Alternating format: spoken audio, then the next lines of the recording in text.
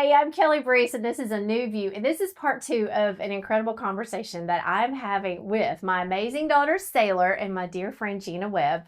And I hope you watched the part 1 because it's key to understand our relationship with food. And I messed up the first time. I did not introduce the star of the show, and this is Will. Hey, he just sort of woke her up from her nap.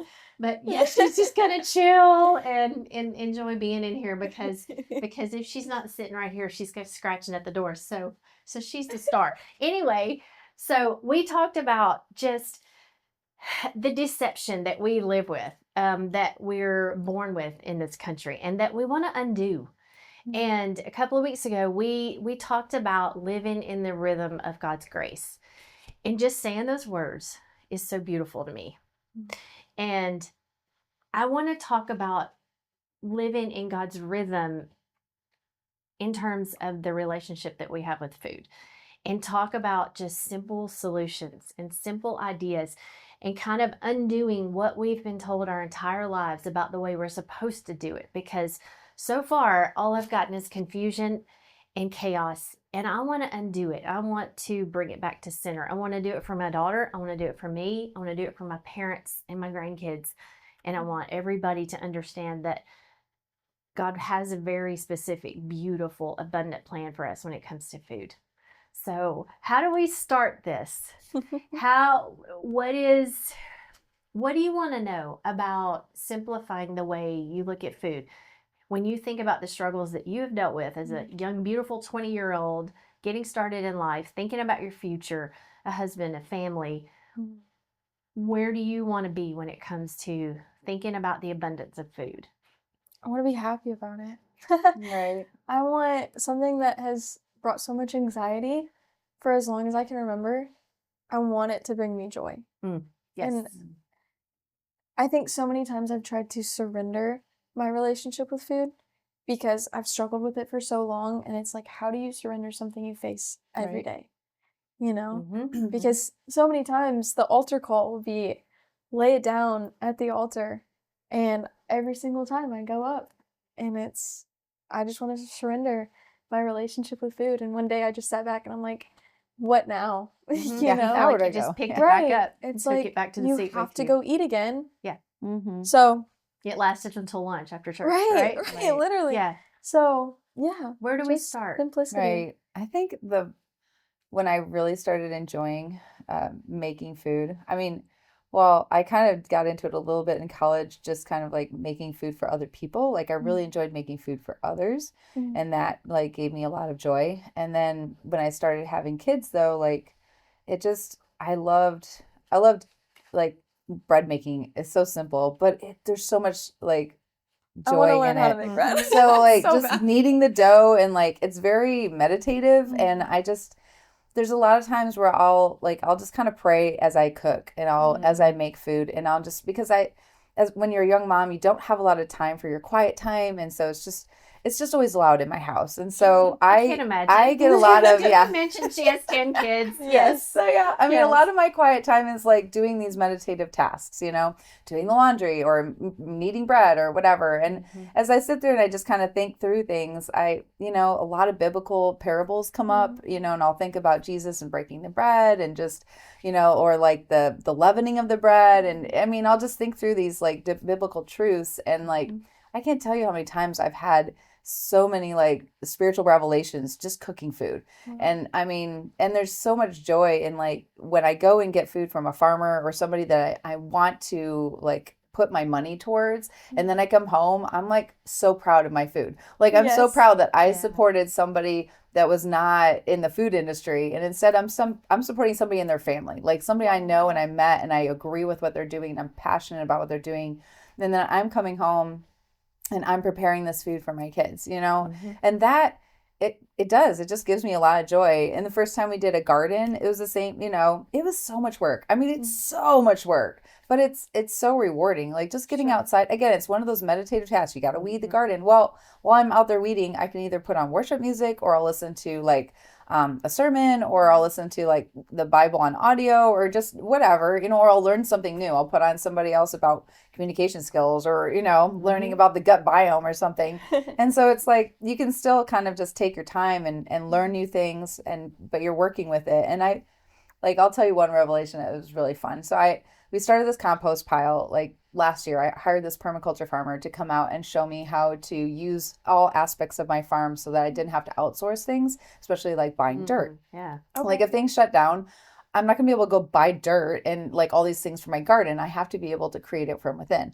So my thought was, well, we'll make this compost pile. So he brought in like this mushroom spawn and a bunch of other things. And we had bone meal, and we're just putting all this stuff in here into this huge cage.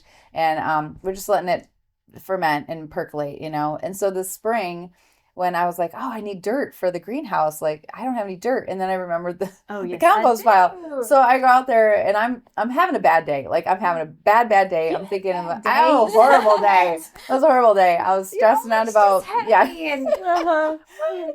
I'm happy because of all the horrible things I have to go through.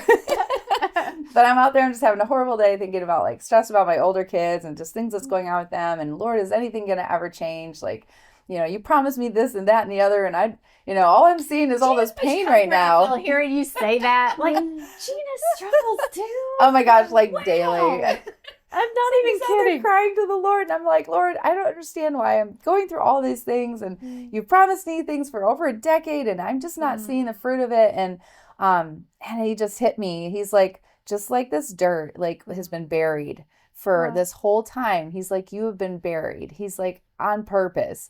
He's like, but look at how rich the soil is now. Look at all the microbes and the life and all the worms that are in there. Like, you just turned all this ragamuffin stuff into beautiful soil for your garden. He's like, amazing. That's what I'm doing with you. I'm like the whole making diamonds out of rocks, like the pressure and everything that it takes and being covered. That's the hard part. Nobody sees it. Nobody knows. Nobody can understand your pain and what you're really going through. And even if you told somebody, they don't really understand it because nobody's you, and they don't have the relationships you have and the dichotomies you have. And so it's like, but Jesus understands it, but you're like, sometimes it's just hard. Sometimes you don't hear his voice. Sometimes you're like, are you really there? But like just that moment, he's like, I know it's been hard. I know you've been covered. He's like, but look what this is just a picture of what I'm doing with you. And I'm just bawling out there. Thank you for the dirt. Like digging it out of there and taking it and wheelbarrowing it over to the greenhouse. And I mean, but really, harvest. Yeah. And seeing something pop exactly. Up. Yeah, that had to be just as Oh, it's so fun. I mean, it's amazing watching something go from the seed all the way until production where you're ready to like harvest it, and then you make it and you put it on your table and you give it, and you're giving a piece of you, all your time and effort to other people that you love. So like your kids, I don't know how they can not feel loved when you do that, and I don't know how your family can't have joy, like you said, running around with all of the sports and everything. That's why I told the kids, I'm like, we're not doing every sport thing on the planet. There's so many activities we could get involved in. I said, but my focus is making you guys love each other and for you to feel a slower pace of life here.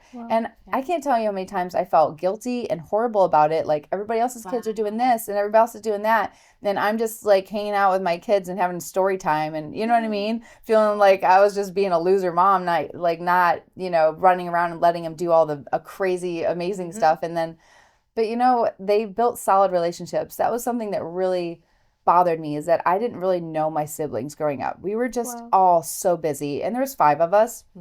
But we were not best friends like growing up. We all had our friend groups. We all had our sports. I was in drama. I was in this, that. I mean, I was so busy all the time. I was from the time I got up until like bedtime, I had something going on all the time.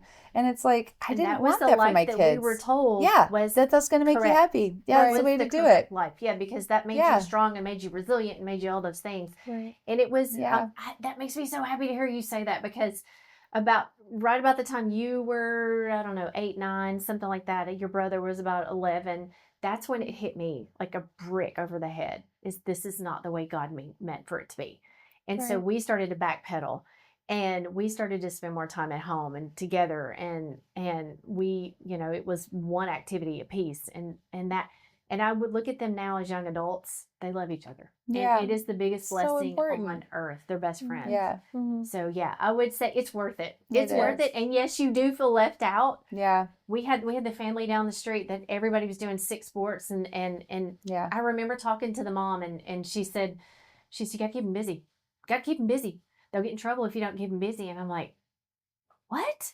No, Right. yeah, Right. love them. No, Yeah. spend Right. time with them. Go for walks. Do all those things. You keep them busy with you. Yes. And I found that the kids that caused the most trouble were the ones that needed the most attention. So those were the kids that I would keep with me. Like, you're going to come with me. We're going to go clean the bathroom together. We're going to go cook this together. We're going to do stuff together. And so because I couldn't let him out of my sight, he might go tear something up or hurt his brother or whatever. So it was like, I remember this older mom calling it tomato staking. You have to keep this kid with you, and you stake that tomato. You keep pruning him and keeping him close to the pole, and like eventually they'll straighten out and whatever. But it was, I mean, it was true. They just needed more attention. Yeah. You It's know, really beautiful. So Yeah, that's funny because you reminded me of a story where Shane, my son, we planted a tomato. We planted 2 tomato plants. And he was probably 6 years old, and he was so fascinated with that. And I remember thinking, wow, such a simple little thing. Yeah. And he hates tomatoes, will never eat it, but he's walking around with it going, I did this. This is Yeah. mine. I did this. And I remember thinking, okay, that's what it's all about. yeah, That's what it's about. So for the person who has lived the crazy life, who's listening to us right now going, yeah, I don't have a clue where to start. Where do they start? yeah. What's the first thing you can do? I would just go pray. I mean, honestly, like, God knows what you can get rid of and what, you can simplify, and just kind of taking the time out every day to, whether you're super busy or not, like, find a space in your time where you're not talking to anybody, whether that's cleaning something, driving somewhere, whatever your quiet space is, and just focus on Lord and ask him, Lord, where do I start? What should I do? How can I make my life more simplistic? Mm-hmm. And then, I mean, food is a great way to kind of pare back, not eating out all the time, not going through all the aisles at the grocery store, just sticking with the produce section and grabbing your meat from, a local farmer if you can, or even a local market, Yeah.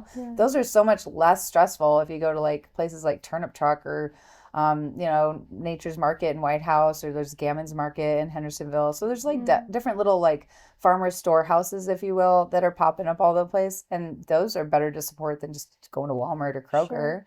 Right. And it's more fun for the kids too, if you have little kids, to go in there and pick out stuff. And so I don't know. And then look at your priorities. What is really essential? You know what I mean? Like, paring back and being like, do we need to do all these volunteer activities? Do we need to do all these Right. sports? Do I have to be plugged into every little aspect in church? Like, how is that really growing my intimacy with the Lord? Like, do I actually spend more time and hear his voice more because I'm volunteering all these places? Sometimes people have to Usually just not. shut all that down so they can actually hear the Lord.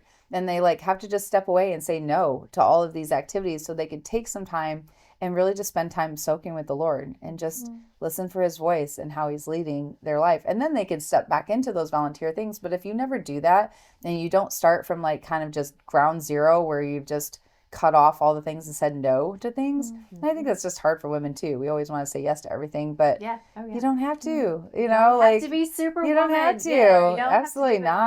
not. You just, as things come and God wants to place them in your lap, then you have the space to say yes. But I think people are like, how do you do all the things you do? Because I started from doing nothing. I started from doing a place of like learning what was important and learning how to do it well. And then as I did that well, God gave me more things to do. And as I took time to make sure I did the important things first, and then he added. So it's not like I just came into doing all this stuff. It just came along as I focused on what was most important. Yeah. See, I look at you, and I mean, I really do. I'll look at you so often and think, I don't have the energy to even think about what she does every day. And I stop and I look at other friends who are doing a tenth of what you're doing. They're exhausted. Yeah. And so I love the way you just explained that, is that you have to come back to zero first. You got to come really back do. to the earth, literally, and just sit there for a minute and then decide where you want to be. So I have a question. When when we are just bombarded with the confusion of do this diet, eat this food, don't eat this food. Eggs are terrible. Eggs are wonderful. Milk is terrible. Milk is it Mhm. depending on what day of the week it is. What's a rule of thumb that we can Go back to. filter everything through, Yeah. gauge everything off of when we think about the food that we eat? Yeah. I think my rule of thumb is, how did God originally create this substance? So, like for milk, for example, God did not create it to be homogenized, pasteurized, in confined feeding lots, fed corn and soy and all kinds of byproducts and hormones. Like, that's not how God intended cows to live. Cows did. were like put outside Sit down. on grass in the sunshine, you know what I mean? And then when they had milk, traditional cultures would have had raw milk, or they would have fermented it into cheese or other types of dairy products. Mhm. So that's the good kind of milk. So I think, like, and if I don't know, like, this is my first time learning about anything, do some research. Mhm. I mean, we have Google, we have all kinds of, like, Mhm. you can search anything and find it nowadays. Like, I mean, before I was just finding books and, different types of people to listen to and things like that. But now, I mean, you can literally look online and find all kinds of information. But I think, how did God originally create this substance? Whether it's grains, like breads are bad for you, bread is good. Do paleo, don't have grains. Well, Right. okay, what's the original? Like, God gave us grain. We have wheat. It's mentioned in the Bible. So Right. obviously It's it's the been around bread since of biblical life. times. Yeah. Yeah. Like Right. they lived on milk and honey and bread. So Yes. obviously those things are not bad.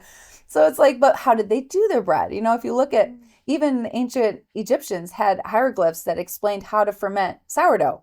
So I mean, like if you look at it, sourdough goes all the way back to like BC, So it's like, if you can find those types of things and think, well, this is the original without all the things that man has added to it, I would just go back to the original blueprint. And then you can feel good about your food, because an apple that's not genetically modified and sprayed with all kind of trash is amazing. It's great. You shouldn't avoid fruit, or bananas or whatever it is. Like, Anything, yeah, right? exactly. God made it. I mean, there's so many diets of don't you dare eat a banana. Don't you dare, Yeah. Right.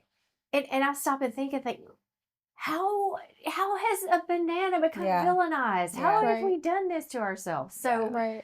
And then you look So- at the strawberries that are like Oh. this big, and the grapes that are insanely big, and it's like, Or they're so perfect that They're there's not. no way. Right. How did they grow like that? Yeah. yeah, it's funny when you Why bring are home we a doing- box of strawberries and they're just kind of pitiful looking. But they did say organic on there, so I chose those. Right. And then we, and then my son will say, "Well, they're not pretty, Mom." Well, that pretty much tells you they're better, right? Yeah, I mean, you not can all. pretty much tell that if if you're it's a not farmer, when perfect- you pull your stuff up, you're like, you'll have carrots looking like this and all kinds. Mhm. Everything's not some perfect. Oh, perfect. But the grocery store will only pick out the perfect looking food, and they waste so much food, and the rest of it gets tossed, or they seconds or whatever. But it's that perfect food that people. I heard of this one lady. She returned potatoes because they were too dirty. Like, she literally returned them back to the store because they had too much dirt on them. And I was like, where have we Gosh, gone? girl. Where we want our Yeah. food so pristine that it's not even, doesn't even look like what came out of the Right. garden. Like, to me, I'm like, give me the radishes with the tops. Give me the carrots with all the I things wanna up. know, It yeah. looks beautiful They to still have me. some soil on them. Yeah. So, can we ever get back to a place where I can eat food and not worry, and I can eat a lot of healthy food and not worry? I think I your know. mom's moderation thing was so important. So, like, there were times of fasting and there's times of feasting. Mhm. And I think balancing the two is so important. Like you said, in so a the rhythm. moderation There you maybe go. has a different definition Yeah. of what we're not talking about. You can have One three donuts. donut. Yeah. We always go back to donuts. We Come on. always Yeah. go back to donuts. Yes. That's not the moderation we're talking about. We're talking about the moderation of apples and bananas and Yeah. oranges and potatoes and those things, where somebody may say, well, if you eat too many potatoes, that's too many carbs. No, that's where the moderation comes in. And I think that needs to be redefined, right? Well, I think your rhythms was spot on, because, like, the rhythm of life, we have seasons. Like, apples don't grow all the time. Right. Strawberries don't grow all the time. You have to go with the rhythm of the earth. And so if there's times of fasting where you don't have milk because the cow's dried up and you don't have any more dairy for a time. So, like, it's not that you're trying to avoid things because they're bad. You're fasting from things because it's seasonal. It's healthy to purge your body and take a break and like, kind of focus inward, like during Lent or whatever, things like that, where you're fasting on purpose because you want to focus on Jesus and his sacrifice for us. But there's times where you can fast and it's very healthy for you to fast. It resets your whole immune system. Even within 17 hours of not eating, all your immune cells are alive and going crazy and taking care of stuff. But that's not a way of life. Like, you're not supposed to fast all the time. But then when you do, it makes you so appreciative of the food when you do have good food. Like, you're like, wow, this lettuce is sweet. I never noticed that before. But when you're fasting and you don't have any sugars for a while, and then you have vegetables, you realize that they do have a sugar component to them and they taste delicious. But and that's a good point. So we have in essence ruined the bad food. Ruined the good healthy food in our minds by all the bad food that we eat, because we've redefined, we've triggered things in our minds, in our chemistry, that's now saying that doesn't taste good. So it's very interesting to think about that. But so I don't know. We think about, this is something that has always kind of been like left me with a question mark. When we think of our bodies as a temple, you always think about glorifying God in everything you do, in the way you eat, in the way you move. When we talk about the relationship of food, there's always been almost like a little barrier there where I don't feel like a lot of people have an understanding of what that means. When you think about your body as a temple, when you think about treating yourself the way God wants you to treat yourself, how would you expand on that? Yeah. How can we redefine that in our minds? I think that's really hard because I think getting rid of false identities is huge. Once you come into the identity of who you truly are as a child of God, everything else doesn't really matter because you see how he sees you. So it doesn't matter if I'm, I don't look perfect for this, that, and the other. But if you don't ever have a true identity realization of who you are in Christ, it doesn't matter what you do. Like, you're always going to be coming from an orphan heart or a heart that's like always wanting instead of coming from a heart that is full because you are God's son, God's daughter. Like, you have everything you need. So it's like, you don't have to worry about, am I going to be able to do this? Or can I do this? Or how am I going to make this work for my body or whatever? Because you're coming from a full cup instead of an empty cup that you're always trying to fill with other things. And I think that's like really key too. Like you said about the self-image too, just we're going to gain and lose constantly throughout our lives. When you're pregnant, you gain, like, I gained 50 something pounds with several of my pregnancies. Yeah. And then right after the baby, you look at your body and you just start crying because you don't have any of that weight off yet. And there's no baby in there. So you're just like, oh my gosh. But if you had like a mom or somebody who was with you, and it's like, that's beautiful. You just gave birth to a person that you get to have for the rest of your life. Like, that's amazing. Your body will come back into alignment. It's totally fine. You know what I mean? One of the sweetest things anybody ever said to me, they said, give yourself an entire year of grace. And I remember just breathing deeply for the first time, going, okay. It took a whole year to get there. Give yourself a year to get back. Yeah. It's totally and it fine. worked. It was so, so true. I want to talk about community and how the importance of community relates to food. You do it beautifully. You're a very social person, and you spend a lot of time with friends, and you're always just looking for just joy. You're looking, they'll take food out and sit by the lake. They'll sit on the dock. They'll go fishing. They'll, fun. Just always looking for something creative and free, usually. Yeah, it's the best one. Being broke helps. Right? Yeah. Being broke is the best time in your life because it makes you creative and it makes you intuitive about so many things. It's true. But I want to talk about community because as we get older, we don't do it as well. We don't do it as well. We find ourselves a little more isolated, and we have to work at that. And so to you, what's the beauty of food? And when you deal with a little bit of the confusion of, I know you've talked about like, well, I'm going to eat at home and then I'm going to go meet my friends, I'm like, oh, well, that's a great idea. And that way you can control what you eat. You're not eating pizza and you still have the community. So that, I know it's incredibly important to you in this time of life, right? Right. I think after high school, for sure, it's so much harder to like keep that community and keep checking in and checking in on people and always making sure you're not just thinking about yourself. Like there's so much more to life, and I've realized, you know, coming out of a relationship, I realized there's so much more than the person I'm gonna marry and the house I'm gonna have when I'm, you know. Where you're hyper focused. Right. You're hyper focused on dreams and future, and community pulls you into now. Yes, exactly. Right? And I think the past probably 3 months, I've sort of gotten back to doing something every single night, and it makes me so happy. It brings me so much joy just being out. Doing that. You know, meet up with friends. Don't just come home and sit, you know.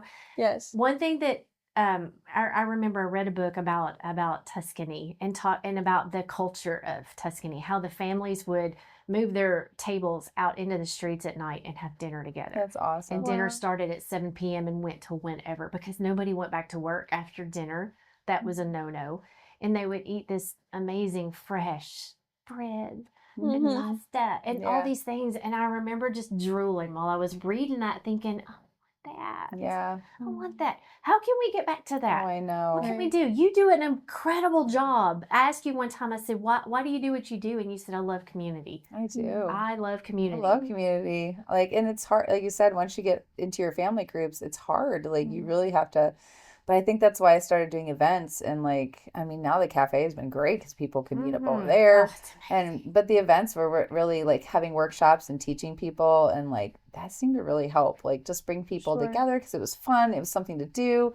But we were learning something. And like you said, like, just coming together with other people and talking and bouncing off your ideas, there's something to that. Like, we're not meant to just stew in our own thoughts. And so if we're with other people and you know, I mean, say good thoughts, don't just aerate everything and it comes out of your brain. But like going through and bouncing off good ideas. I think of all the fun literary groups like C.S. Lewis and all their hubs when they would just sit there and ping different ideas off of each other. And that's really such a fun thing, like the Italians getting together and just everybody just talking together. So beautiful. You can make so many great things together versus doing things alone. And so many great projects happen when you come alongside somebody else who has a similar vision. And it's like two going in the same direction are going to go so much faster than one. And so it's, I mean, like you said, just having that community and I mean, finding like friends that want to go to the lake or, hey, do you guys want to get together and we'll have a picnic?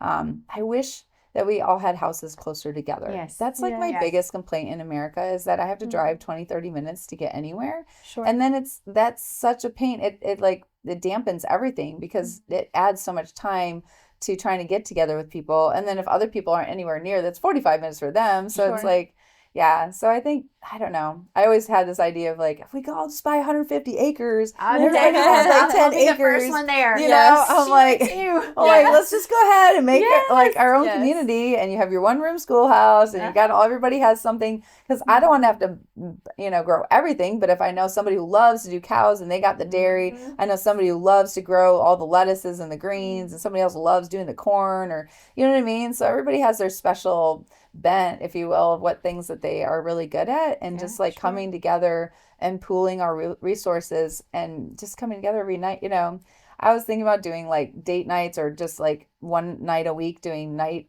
dinners at the cafe just so people could get together and have a fun time and you know eat something and eat something healthy but then also you're like exactly so we do have a pizza night coming up. Here's a little plug. Well, it's a build your own pizza. It's an organic sourdough pizza and fresh sauce and cheeses. The cheeses from a local farm. It's pizza night and we're doing trivia and we're just gonna hang out and have fun. So I love that. I thought we'll do something. Look, we've blown through another episode here. This is incredible. I know we could go for a few more hours, but I hope people feel enlightened and empowered and just encouraged after listening to this, and to know that it's not the way it has to be, and to remember.